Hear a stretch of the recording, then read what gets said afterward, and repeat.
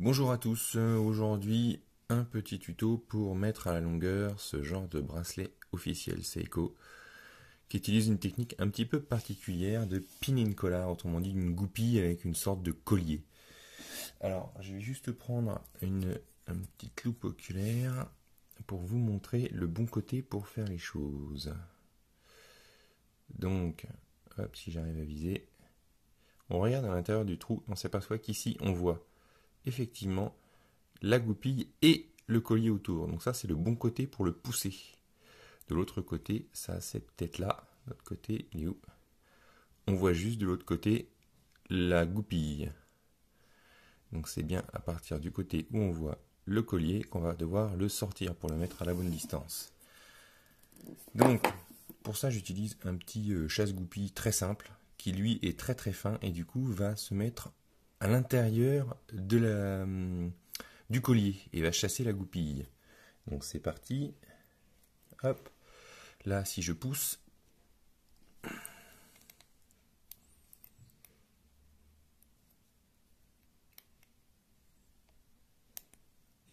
bien sûr l'effet démo.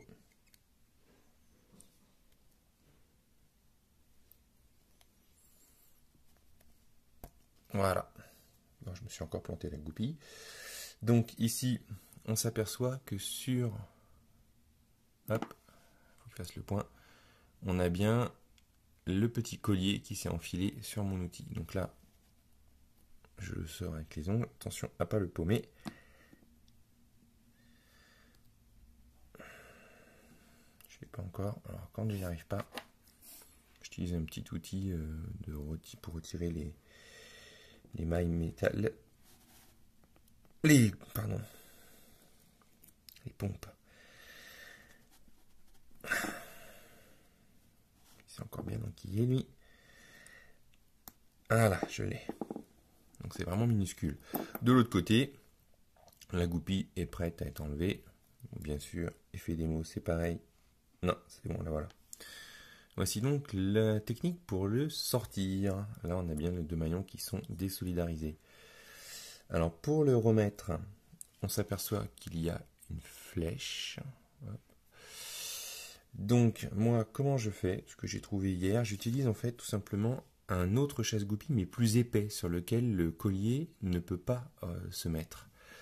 Du coup, comment je fais? Je prends le collier qui est minuscule. Je l'enfile côté de la flèche dans le maillon. Voilà. Je le pousse pour bien le voir, pour pas qu'il tombe. Je le pousse avec mon outil pour le voir apparaître à l'intérieur. Clac, vous voyez, il dépasse là. Donc là, je vais pas pouvoir mettre le maillon, donc je le repousse juste.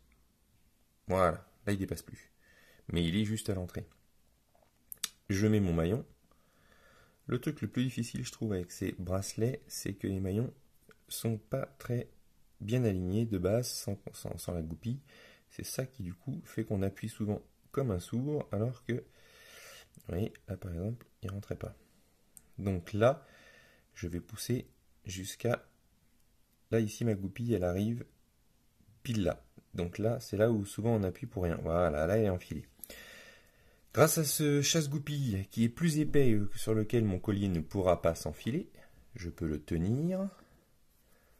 Et du coup, de l'autre côté, appuyer avec un chasse-goupille standard. Et on appuie. C'est là où c'est le plus difficile. J'en ai tordu deux comme ça hier. Et j'en ai plus d'autres. Si c'est l'effet démo. Ah là j'ai senti que ça s'était enfilé sur le collier. Donc vous voyez, il n'est pas venu ici parce qu'il est plus large. Conclusion, si je reprends ma petite loupe, clac. Pas toujours facile à viser, mais on va essayer. Hop, voilà. On s'aperçoit que de ce côté, on a la goupille, et de l'autre, on a bien le collier enfilé sur la goupille. Et c'est un succès! Voilà, j'espère que ce petit tuto vous aura bien aidé sur ces bracelets avec cette idée un peu bizarre de Seiko. À bientôt.